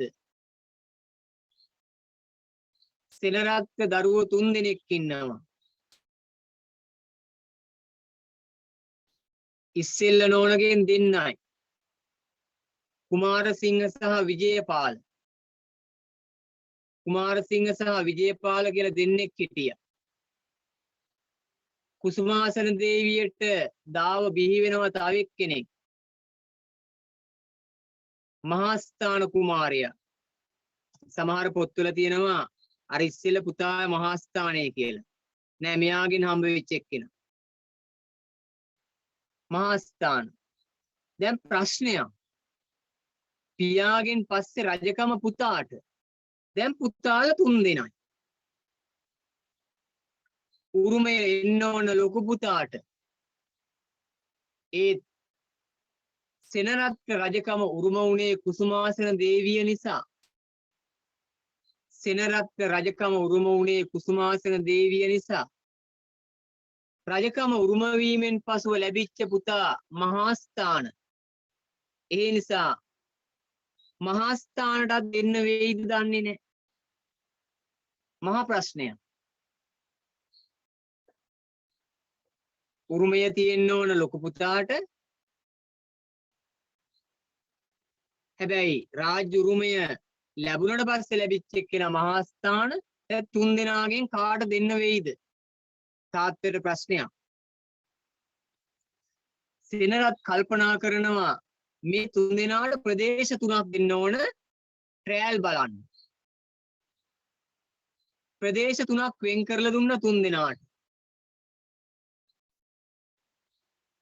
තුන් දෙනාට කියනවා මම ප්‍රදේශ තුනක් දෙනවා තුන් දෙනාට.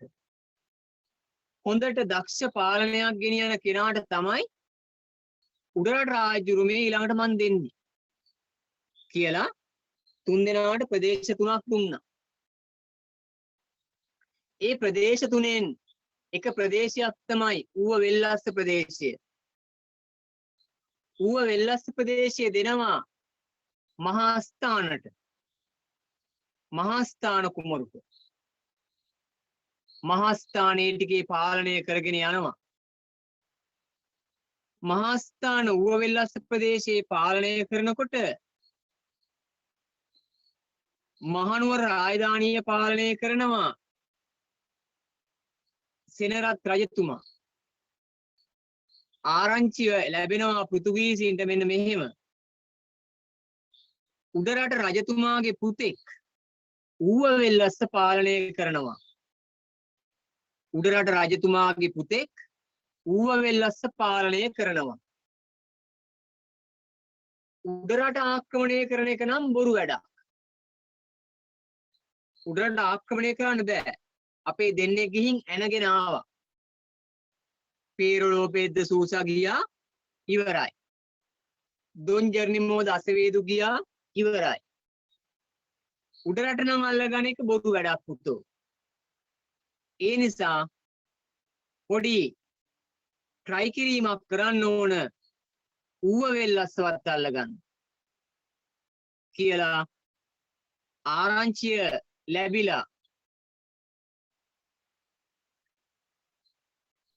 ආරංචිය ලැබිලා යනවා ඌව වෙල්ලස්සට. ඌව වෙල්ලස්ස ප්‍රදේශය පාලනය කරන මහා ස්ථාන පෘතුගීසි නායකයෙක් එතෙන්ට යනවා. එයා තමයි කොන්ස්ටන්තිනෝදසා. කොන්ස්ටන්තිනෝදසා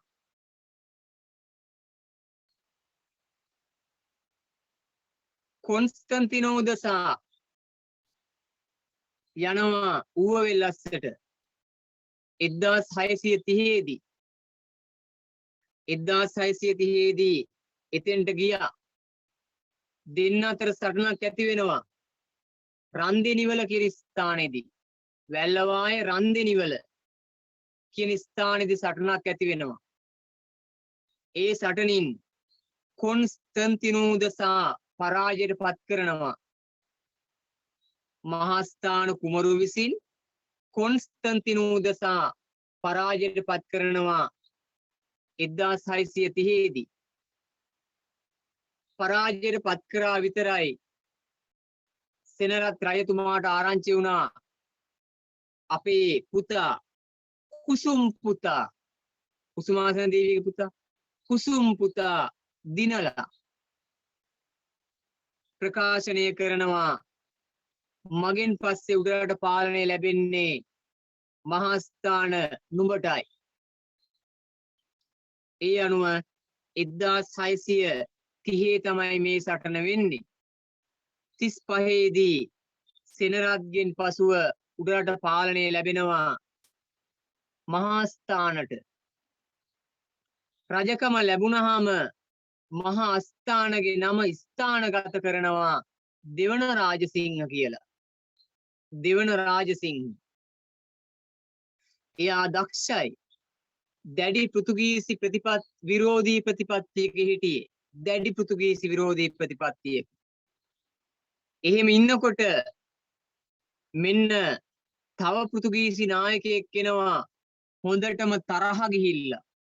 මම නම් මේ සැරේ දෙවන රාජසිංහ රජතුමා දෙකඩ කරනවා.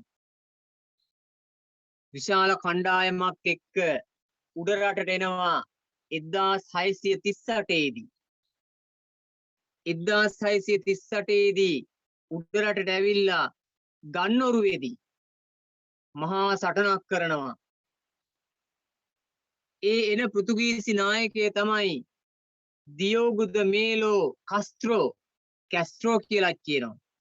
Diogo de Melo Castro එහෙම නැත්නම් කැස්ට්‍රෝ ආවා රජතුමාට කර කියා ගන්න දෙයක් නැති විදිය වට කරගෙන ආවේ. ඒ වෙලාවේ උඩරට රාජධානිය ආක්‍රමණය කරනවාමයි කියන බලය මත ආවේ. ඒ තරම් ප්‍රබලව ආවා. ඒ වෙලාවේ පුතේ උඩරට ප්‍රදේශයේ රජතුමත් එක්ක හිටියා හොඳ නායකයෙක්. ඒ නායකයා තමයි අලුවිහාරේ වනිගසේකර. අලුවිහාරේ වනිගසේකර. මෙයා කල්පනා කරා පෘතුගීසින් විසින් අනිවාර්යෙන් රජතුමාට නම් පහර දෙනවමයි. ඒ වෙලාවේ රජතුමා හංගලා රජතුමා විදියට විශ්වලාගෙන හිටියේ මෙන්න මේ අලුවිහාරේ වනිගසේකර කියන පුද්ගලයා. රසල වට කරා. රජතුමා කියලා අල්ලගත්තේ අලුවිහාරේ වනිගසේකර. පහර දීලා මැරුවා. මරලා පෘතුගීසින් කියනවා රයිට් වැඩේ ඉවරයි. රජතුමා මැරුවා. එහෙම සතුටින් යන වෙලාවේ අර රජතුමා හැංගිලා ඉඳලා එයාගේ පිරිසත් එක්ක අන්න අර දියෝගුද මේලෝට ගහලා මරනවා. පෘතුගීසින් හිතුවා රයිට් අලුවිහාරේ වනිගසේකර ඉවරයි. අඹන්පොළ නිලමේ හෙවත් අලුවිහාරේ වනිගසේකර. එයා ඉවරයි. රජතුමා කියලා හිතාගෙන එයා මැරුවේ. වෙස්වලන් හිටියේ රජතුමා විදියට. අවි ආයුධ දාලා යනවා රයිට් වැඩේ ඉවරයි. රජතුමා ඉවරයි. යනකොට රජතුමා සහිත පිරිස හැංගිලා ඉඳලා අර දියෝගුද මේලෝට ගහලා මැරුවා. අන්තිම පෘතුගීසි නායකයයි. ඔන්න ඔය විදියට උඩරට ප්‍රදේශයේ පෘතුගීසි සටන් 4ක් සිද්ධ වෙනවා. උඩරට අල්ලගන්න ආපු පෘතුගීසි නායකයෝ 4 දෙනෙක් මරා දැම්මා රජවරු දෙන්නෙක් විසින්. කොනප්පු බණ්ඩාර හේවත් පළවන විමලධර්ම සූරිය රජු විසින් දෙන්නයි. 1594 එක්කෙනයි 1602 එක්කෙනයි දෙන්නෙක් මැරුවා. 1594 මැරුවා පේරෝ ලෝපෙද්ද සූසා. 602 මැරුවා දොන් ජර්නිමෝ දසවේදු. මහාස්ථාන හේවත් දෙවන රාජසිංහ රජතුමා විසින් දෙන්නයි. මහාස්ථාන හේවත් දෙවන රාජසිංහ රජතුමා විසින් දෙන්නයි. එක්කෙනෙක් කොන්ස්ටන්තිනෝදසා, දෙවනියා දියෝගුද මේලෝ කස්ත්‍රෝ. පෘතුගීසි නායකයෝ 4 දෙනෙක් විනාශ කරලා යලිත් උඩරට රාජධානිය බලවත් කරා. ඔන්න ඔය විදියට උඩරට රාජධානියේ දක්ෂ පාලකයෝ දෙන්නෙක් බිහි වෙනවා. දක්ෂ පාලකයෝ දෙන්න තමයි පළවන විමලධර්ම සූරිය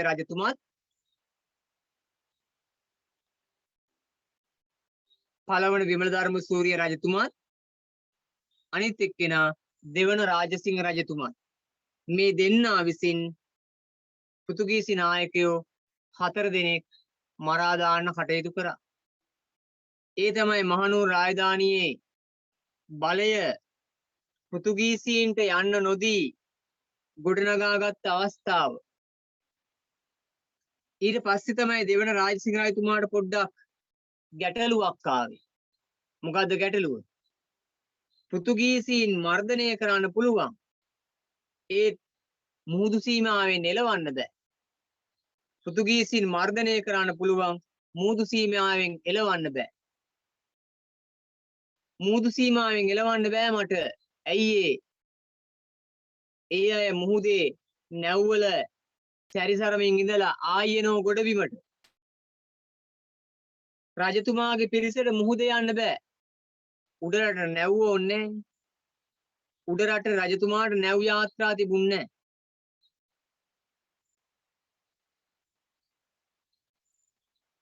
පුතේ අර මැසේජ් එක මට පොඩ්ඩක් කියවන්නකෝ. දැන් ඒ මැසේජ් එක ගන්න පුතේ.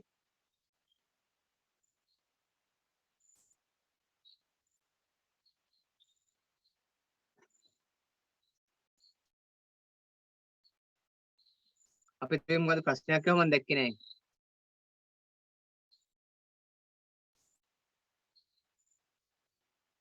මැරුව නායකයන් කවුද කියලා ලියා ගන්න නේ ඕනද? ලියා ගන්න ඕන නම් ලියන්න පුතේ. ඒ ටික පැහැදිලිද? දැන් මම කියලා දීපු ටික මතකද? පැහැදිලිද?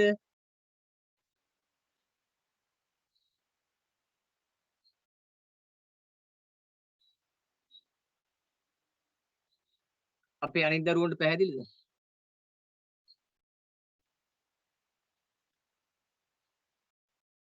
පාඩම නවත්තනකම් පන්ති ඉවර කරනකම් යන්න එපා. ඒකට පැහැදිලි නෑ. රයිට් කියන්න පුතේ නායකයෝ ටික කියන්න. ලියන්න අවශ්‍ය දරුවෙක් ලියා ගන්න. එක්දාස් 594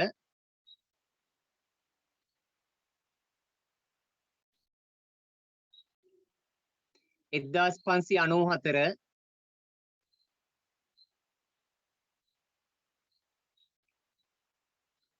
දන්තුරේ සටන 1594 දන්තුරේ සටන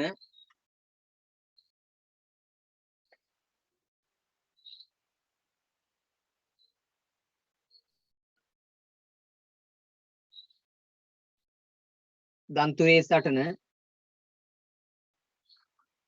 කොණප්පු බණ්ඩාර හේවත් කොණප්පු බණ්ඩාර හේවත්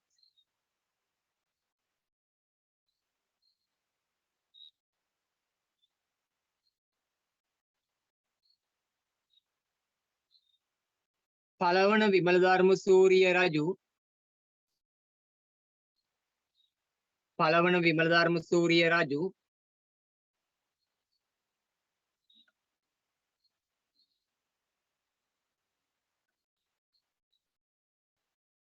සහ පේරෝ ලෝපේස් ද සූසා පේරෝ ලෝපේස් ද සූසා සහ පේරෝ ලෝපේස් ද සූසා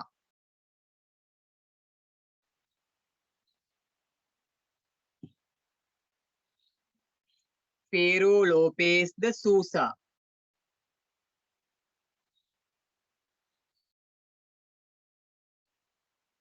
අපේ දරුවෝ ටික පුතේ හොඳට පන්තියේ සම්බන්ධ වෙලා ඉන්න පාඩම් ටික ගානට පිළිවෙලට තේරුම් ගන්න පුළුවන්. පාඩම් ටික මුලින් ඉඳලා හොඳට තේරුම් ගන්න පුළුවන්. ඉතිහාස විෂයට ඒකක් ගණනය කියන එක බොහොම පොඩි වැඩක් තියෙන්නේ. ඒ නිසා හරිම ලේසි. ඔයාලා මේ ඉගෙන ගන්නේ සාමාන්‍ය පෙළ ප්‍රතිඵලයක් උදෙසා. හොඳ ප්‍රතිඵලයකට. එතකොට පන්ති ගිහිල්ලා බස් ගාස්තුත් වියදම් කරගෙන අධික කාලයකුත් වැය කරගෙන හරියට ඉගෙන ගන්නෙත් නැතිව දෙමාපියන්ටත් ඔයාලා එක්කගෙන යන්න එන්න වෙන නිසා ඒ සියල්ලටම හොඳ විසඳුමක් තමයි මේක. ඒ නිසා ගෙදර ඉඳගෙන හරියට ඉගෙන ගන්න මම අවශ්‍ය ටික කරන්නම්. හරි? අවශ්‍ය ටික ගානට කරලා දෙන්නම්. වැඩ ටික හරියට කරන්න. ලබන සතියේ මම 10ක් කරන ගමන් 11ක් කරනවා. මොකද අපේ 10 ටික ඕන පුතේ. නේ? 10 ටික ඕන 11ට යනකොට. නිසා හොඳට පාඩම අපිට පාඩම් ටික මේ වසර පුරාවට කරගෙන යන්න පුළුවන්. ඉතින් පන්තිය පවත්වනකොට හැමදාකටම සම්බන්ධ වෙන්නේ නැත්නම් ඉතිහාස කතාව පැහැදිලි නැහැ. දැන් අද ආපු නැති අයට ලබන සතියේ මම මෙතනින් පටන් ගත්තාම මුකුත් තේරෙන්නේ නැහැ. ලබන සතියේ මෙතනින් පටන් ගත්තාම මොනවත් තේරෙන්නේ නැහැ. ඒක එක තැනක ඉඳලා යන්න ඕන. මහානු රාජධානිය වෙනම යන්න ඕන එකක්. පෘතුගීසි පාලනය වෙනම යන්න ඕන එකක්. ඒතර තමයි ඉතිහාසය තේරෙන්නේ. හැමතැනින්ම පැනලා ගියොත් තේරෙන්නේ නැහැ මේක. right. 1594 කොනප්පු බණ්ඩාර හේවත් පළවන විමලධර්ම සූරිය රජු දන්තුරේ නැමැති ස්ථානයේදී පේරෝ ලෝපේස්ද සූසා සමග සටන. පේරෝ ලෝපේස්ද සූසා සමග සටන.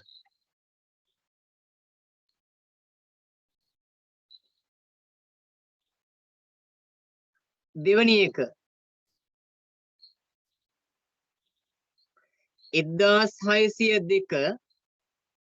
1602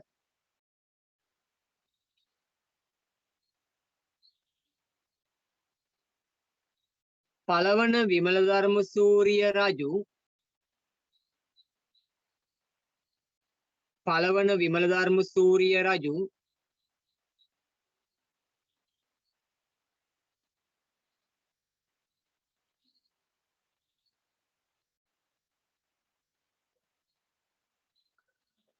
බලන නැමැති ස්ථානයේදී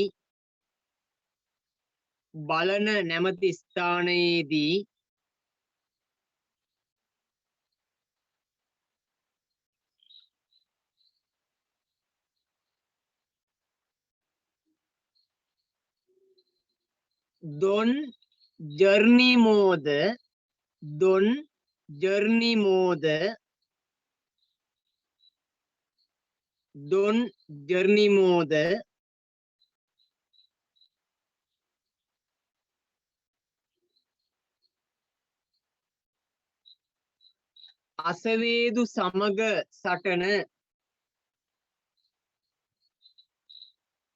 අසවේදු සමග සටන.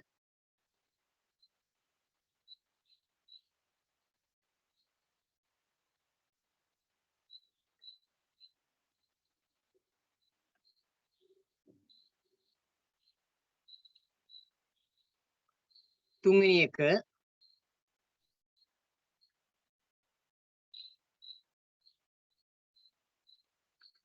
1630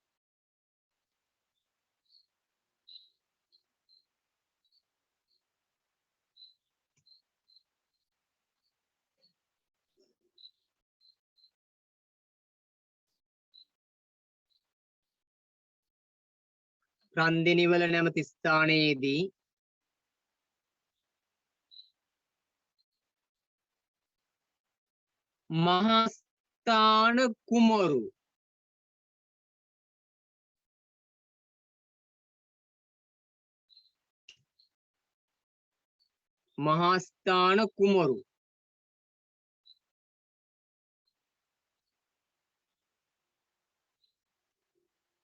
මහස්ථාන කුමරු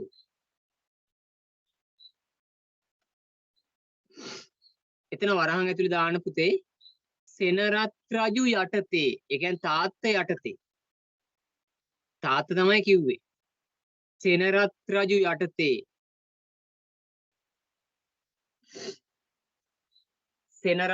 යටතේ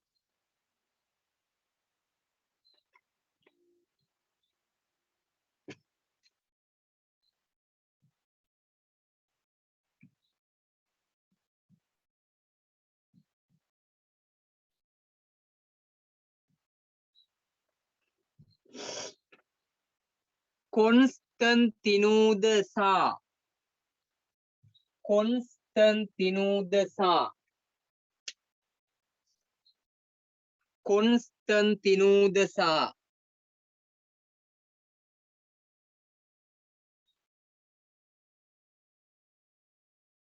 සමග සටන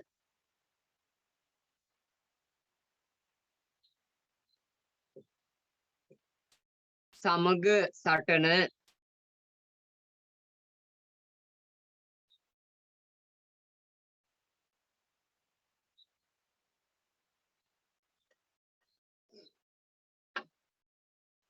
ඊළඟ එක 1638 1638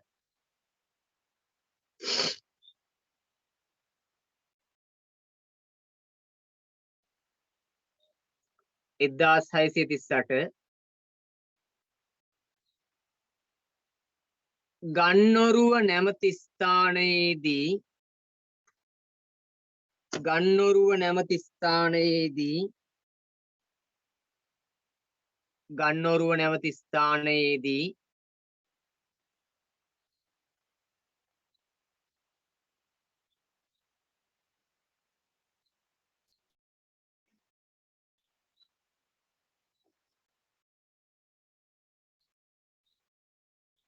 දෙවන රාජසිංහ රජු හා දෙවන රාජසිංහ රජු හා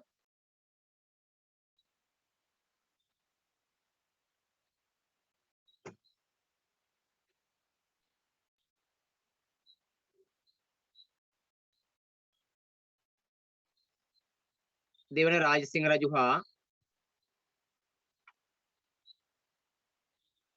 දියෝගුද මේලෝ කස්ත්‍රෝ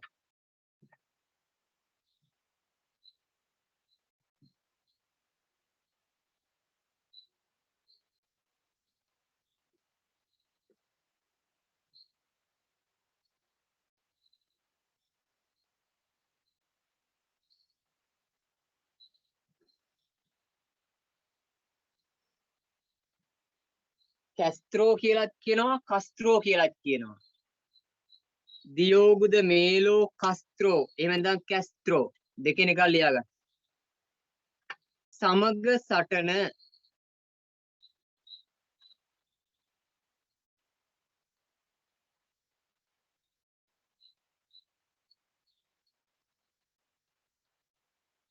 සමග සටන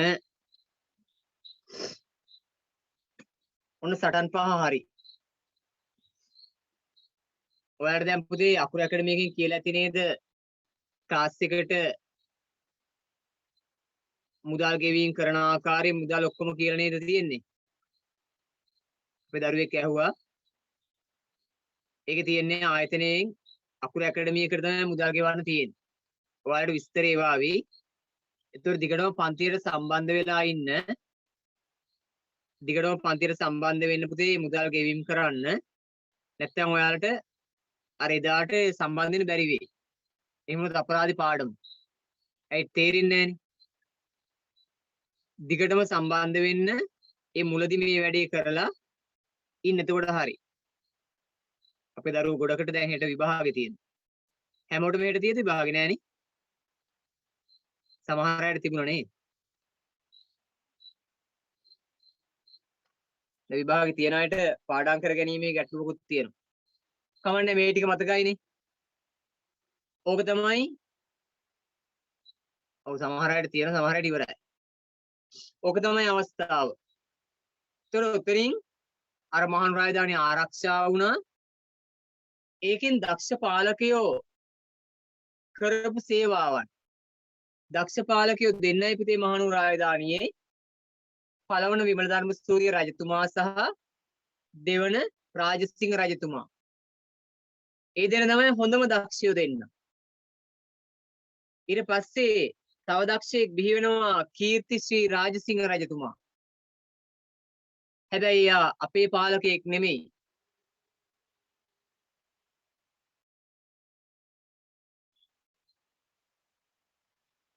අපේ පාලකෙක් නෙවෙයි නායක්කාර වංශික පාලකෙක්.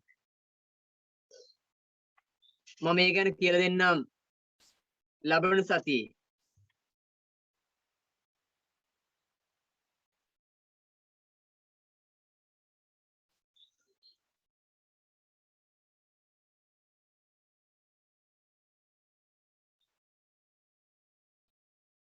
ඒක ලබන සතියේ කියලා දෙන්නම් පුතේ. දැන් අපේ දරුවෝ කියනවා මේ සමහර අය කියනවා එක්සෑම් තියෙන නිසා නවත්තන්න කියලා, සමහර අය කියනවා මුල ටික කරන්න කියලා. මුල ටිකේ අපිට තියෙන පාඩම් මාතෘකා ටිකෙන් මුලම කොටස් ටික පුතේ චූට්ටක් තේරුම් ගන්න අමාරුයි. දෙවෙනි පාඩම තුන්වෙනි පාඩම. දෙවෙනි පාඩමයි තුන්වෙනි පාඩමයි. පළවෙනි පාඩම ලේසි ඉතිහාසය හැදෑරීමේ මූලාශ්‍ර. මූලාශ්‍ර කොටස් දෙකයි. ඒ මූලාශ්‍ර වලින් ගොඩනැගිච්ච ඉතිහාසය මොකද්ද කියලා හොයාගන්න තියෙන පළවෙනි පාඩම. ඉතිහාසය සාහිත්‍ය මූලාශ්‍ර පුරාවිද්‍යාත්මක. සාහිත්‍යයේ කොටස් වලට වෙන් වෙනවා. දේශීය සාහිත්‍ය, විදේශීය සාහිත්‍ය. දේශීයවයි පරණමික දීප වංශය. අනිත් එක තමයි ලොකුම එක මහා වංශය. ඊට අමතරව සෑම රාජධානියකම ලියන ලද සියලුම ග්‍රන්ථ, කාව්‍ය, පද්‍ය මේ සියල්ලම දේශීය සාහිත්‍ය මූලාශ්‍ර. අපේ රට ගැන විදේශ රටවල් මැසේජ් එක ගන්න පුතේ ආයිම.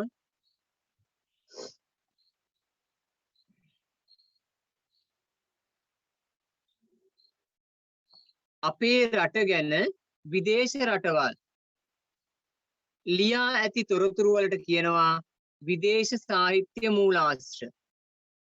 අපේ රට ගැන විදේශ රටවල් විදේශ කණ්ඩායම් ලියපු තොරතුරු. අපේ රටට අතීතයේ විවිධ කණ්ඩායම් ආවා. විවිධ කණ්ඩායම් ආවා. වෙළෙන්දෝ ආවා. සංචාරකයෝ වශයෙන් ආවා.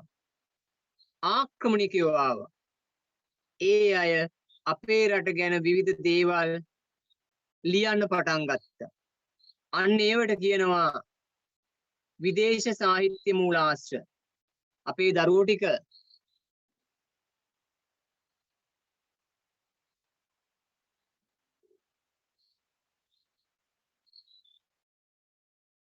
මේ වාර විභාගයට බය වෙන්න එපා. මේක සාමාන්‍ය වශයෙන් තියෙන වාර විභාගයක්. ඔයාලගේ අවසාන වාර විභාගයට අපි හොඳටම සූදානම් වෙමු. මේක ඔයාලගේ අවසාන වාර විභාගෙ නෙමෙයිනේ පුතේ. අවසාන වාර විභාගයට අපි හොඳටම හැදෙමු. ඒතර ඒක කාටත් එකට තියෙන එකක්. හරි නේද? මේක මේ පාසල් නිවාඩුවත් එක්ක ශනිකව අර විභාග පවත්වන්න નિયમિત නිසා කරන විභාගයක්. ඉතින් පාඩම් කරන්න ඕන. පාඩම් කරන්න ඕන. අපි ඊළඟ වාර විභාගයට හරියටම සූදානම් වෙමු. හරිනේ? ඒ වාර විභාගයේ පැවැත්වෙන තෙක් අපි ඉදිරියේදී 10 පැයයි 11 පැයයි කරමු. හරිනේ? 10 පැයයි 11 පැයයි කරමු. එහෙට වාර විභාගයේ පැවැත්වෙන දරුවෝ, ඉදිරියේ වාර විභාගයේ පැවැත්වෙන දරුවෝ මුල පාඩම් ටික බොහොම පොඩ්ඩක් බලාගෙන පාඩම සූදානම් වෙන්න. ඔය පාඩම් ටික හරි ලේසි පුතේ. චුට්ටක් මාතෘකා ටිකට අදාළ පාඩමම කියවන්න එපා. මාතෘකාව තේරුම් ගන්න. මට අහුවෙච්ච කාලේ මදි නැත්තම් ඔක දෙකට හදාගෙන යන්න තිබුණා. හරිනේ? ඒ නිසා ඊළඟ වාර විභාගයට අපි හොඳට සූදානම් වෙමු. මේ අපේ දරුවෝ දැන් ඊට වාර විභාගය කියලා පන්තිය නවත්තන්න ඉල්ලීම් කරනවා. අපි ඊළඟ වාර විභාගයට හොඳට සූදානම් වෙමු. රයිට් එහෙනම් දැන් පන්තිය නවත්තන ඉතුරු ටික චුට්ටක් බලා ගන්න. අපේ 10 වාර විභාගේ පැවැත්වෙන නිසා හෙට හෝ අනිද්දා ඉතුරු ටික චුට්ටක් බලා ගන්න. අදට පන්තිය මම නවත්තන. හරිනේ? ලබන සතියේ මහනුවර රාජධානියේ ඉතුරු ටිකයි 11 පොතෙන් පැයයි. එහෙම කරන්නේ මහනුවර රාජධානියෙන් ටිකක් කරලා ඉතුරු පැය 11 ශ්‍රේණියට ගමු. 10යි 11යි දෙකම කරමු. හරිනේ? රයිට් එන හැමෝටම ආයිබෝවන්.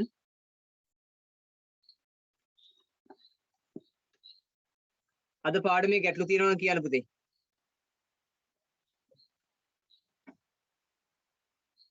පාඩමේ මොනවා හරි ගැටලුවක් තියෙනවා කියන්න.